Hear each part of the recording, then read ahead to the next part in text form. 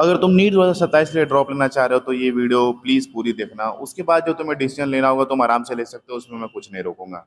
हो सके ये वीडियो शायद तुम्हारा 1 साल बचा दे या शायद तुम्हारी पूरी लाइफ बर्बाद होने से बचा दे मेरी तरह। देखो, मैं तुम्हें सिंपल सी चीज़ कहना चाहूँगा वीडियो स्टार्ट होने से पहले कि मैं तुम्हें मोटिवेट करने नहीं आया हूँ कि बिलीव इन योर सेल्फ, तुम कर लोगे, तुम फोड़ दोगे, तुम एग्जाम निकाल लोगे।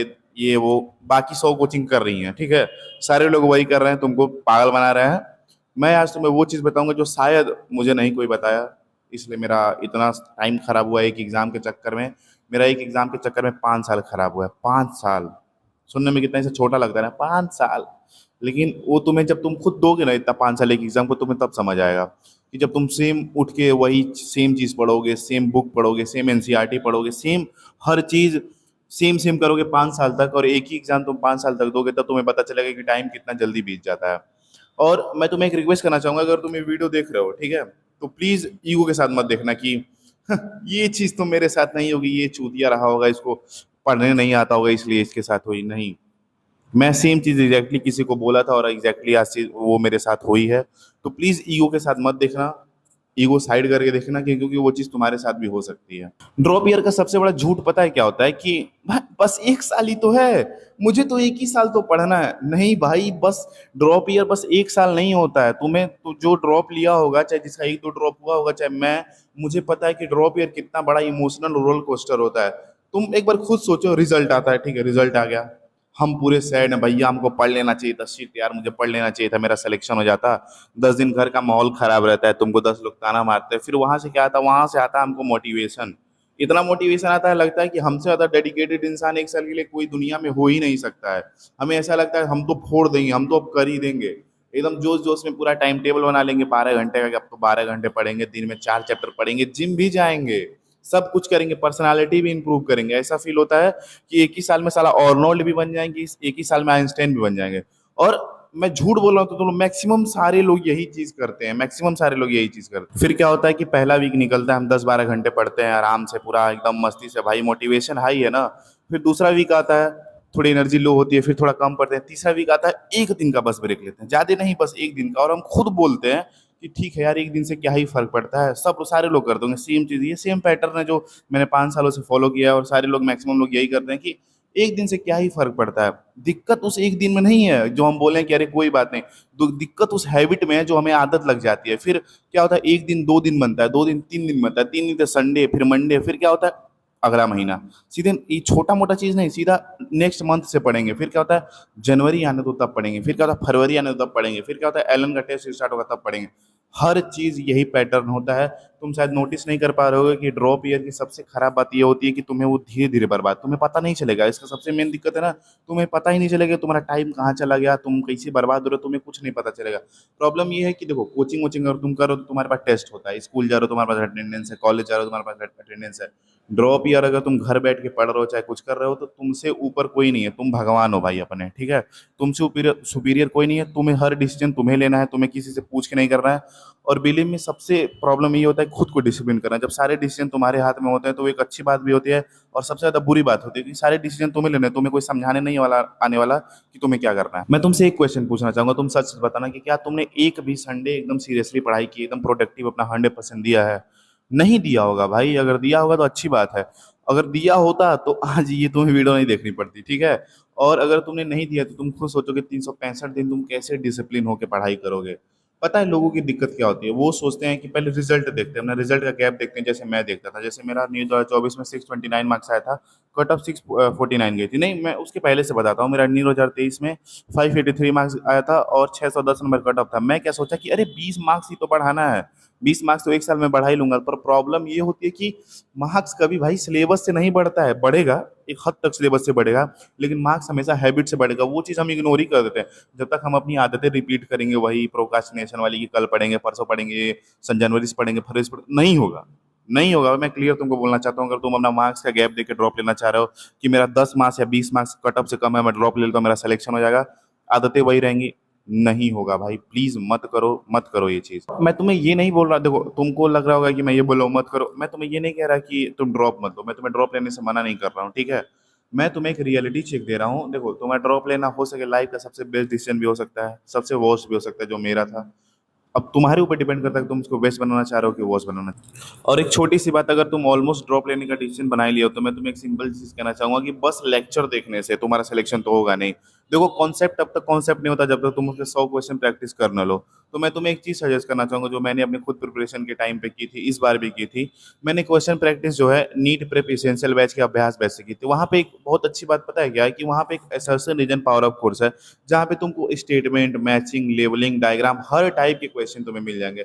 और इस ऐप की सबसे अच्छी बात मुझे पता है क्या लगती है कि इसमें जो तुम क्वेश्चन गलत कर दोगे ना, वो इनकरेक्ट मार्क्ड क्वेश्चन के सेक्शन में ऑलरेडी आ जाएगा। ऐसा है कि देखो जब तुम क्वेश्चन करोगे गलत होगा, फिर उसको रीअटेम्प्ट करोगे गलत क्वेश्चन को, तभी वहां पर तुम्हारा कॉन्सेप्ट सुधरेगा। तो वो चीज उसमें बहुत अच्छी है।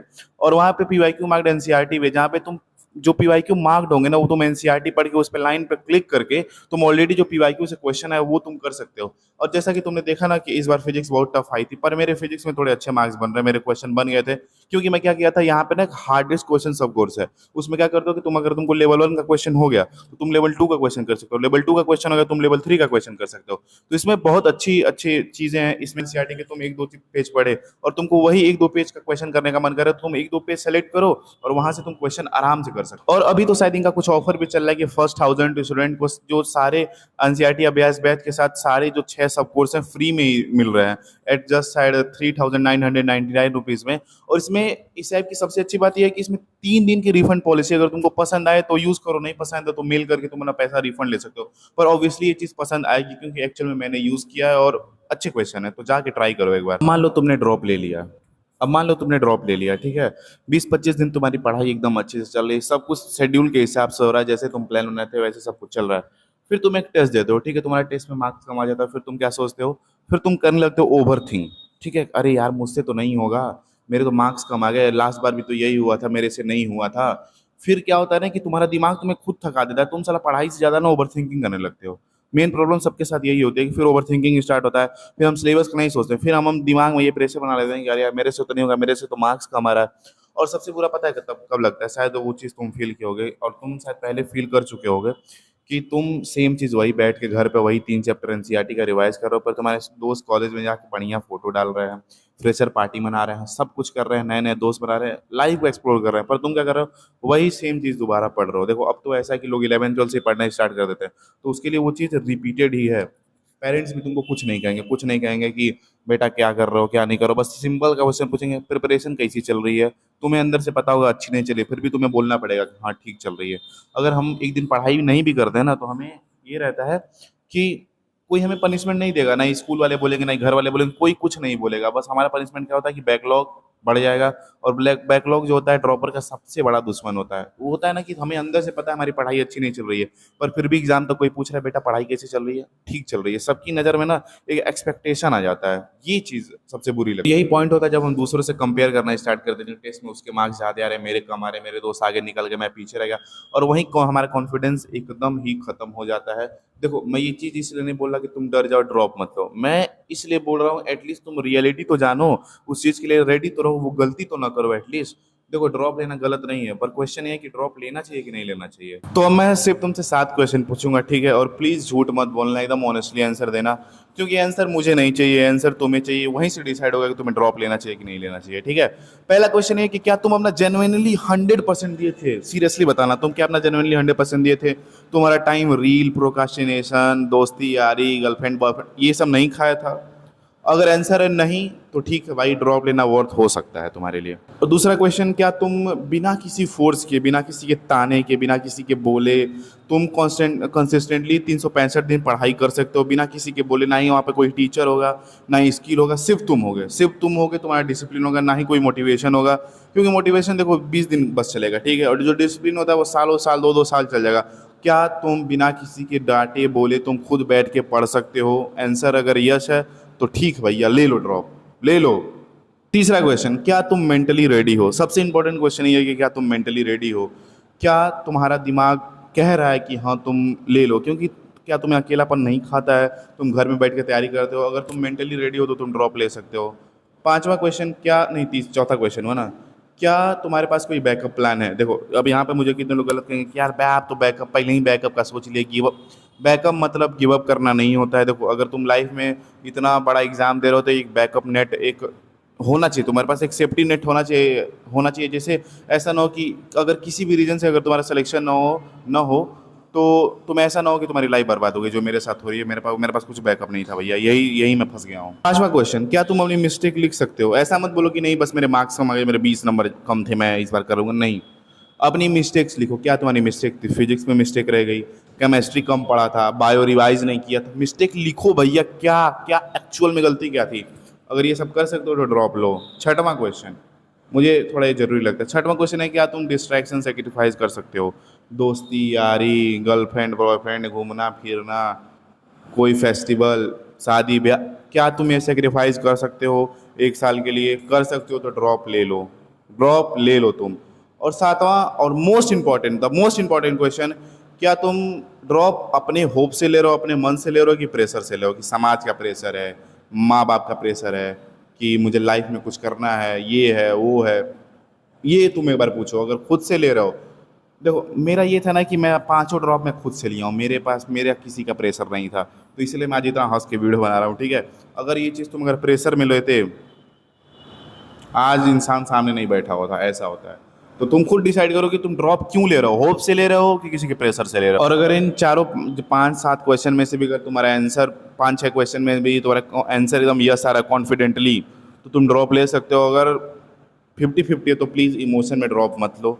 मैं तो यही तुम्हें सजेस्ट करूंगा, प्लीज़ इमोशन में ड्रॉप मत लो। अगर ये सातों क्वेश्चन के आंसर, हाथ जोड़ रहा हूँ मालिक, यहाँ ऐसे ऐसे हाथ जोड़ रहा हूँ, तो अगर ये तुम्हारे 5-7 क्वेश्चन में से ज़्यादातर के आंसर यस हैं तभी ड्रॉप लो। और रही बात, देखो मैं वीडियो इसलिए नहीं बना रहा कि तुम ड्रॉप मत लो, तुम पढ़ो मत, मैं बस इसलिए बना रहा हूँ ना कि तुम इमोशन में बह के ड्रॉप मत हो। देखो पता है क्या होता है कि 1 साल ना तुमको कैलेंडर में बहुत छोटा लगता है, एक ही साल तो है, लेकिन लाइफ में 1 साल बहुत मैटर करता है। तुम 1 साल, मैं तो 5 साल दिया हूँ भाई, तो मुझे पता है कि लाइफ में 1 साल बहुत मैटर करता है। और मैं नहीं चाहता कि तुम 2027 में आकर फिर ऐसे कैमरे के सामने बैठ के वीडियो बनाओ कि काश मुझे ये चीज़ कोई बता दिया होता। तो जो मैं कर रहा हूँ मैं नहीं चाहता कि वो तुम करो, मैं जनरली बता रहा हूँ जो मैं कर रहा हूँ, मैं नहीं चाहता कि तुम ड्रॉप लो। अगर देखो ड्रॉप ले रहे हो तो रिस्पॉन्सिबिलिटी से लो, अगर नहीं ले रहे हो तो किसी गिल्ट के साथ जीना कोई मतलब नहीं है मतलब कोई ड्रॉप लेने का। और मैं सच बताऊँ, 1 साल ना ही तुम्हारे लाइफ डिसाइड करेगा, एक एग्ज़ाम ना ही तुम्हारी आइडेंटिटी डिसाइड करेगी। मेहनत हर जगह करना है, बस यही बात होती है कि मेहनत हर जगह करना है, तुम्हें डिसाइड करना है कि कब क्या करना है। अब मेरा नहीं निकला तो ऐसा तो है नहीं कि मेरा जीवन ऐसे कट जाएगा, नहीं, मेहनत करना पड़ेगा। चाहे तुम एग्ज़ाम में करो चाहे कहीं करो, करना पड़ेगा, ठीक है। तो बस यही सब था कि क्यों ड्रॉप लो। मैं अपना जो था मैं तुमको सब बता दिया कैसा, यही है पूरा जो मेरा 5 साल का वो है, यही है। अगर तुमको जेनुइनली वीडियो अच्छी लगी तो तुम अपने दोस्त को भेज सकते हो कि उसका 1 साल बच जाए, अगर वो डिसाइड नहीं कर पा रहा है कि ड्रॉप ले ना ले। कोचिंग वालों के बहकावे में मत आए एकदम एडिट्स। देखो लाइफ हमेशा एडिट्स नहीं होती है, ठीक है। तुम किसी का एडिट देखोगे कि जो भी होता है, what if your dream doesn't work out, तो वो एडिट अच्छा लगता है, ठीक है। लाइफ कभी एडिट नहीं हो सकती, लाइफ एक ऐसी स्ट्रगल, इतनी बोरिंग है लाइफ। लोग ना एडिट, सक्सेस वाली एडिट्स देख के अरे मैं भी यही करूँगा, यो नहीं, बहुत बोरिंग बोरिंग है। मेहनत जो होता है ना, जो स्ट्रगल होता है इतना बोरिंग होता है कि सक्सेस को लगता है वाह क्या इंटरेस्टिंग है। नहीं, लाइफ एक एडिट नहीं है कि 30 सेकंड कट करके हो गया सिलेक्शन, नहीं, बहुत रगड़ना पड़ता है। तो सोच समझ के डिसाइड करो, समझे। Take care.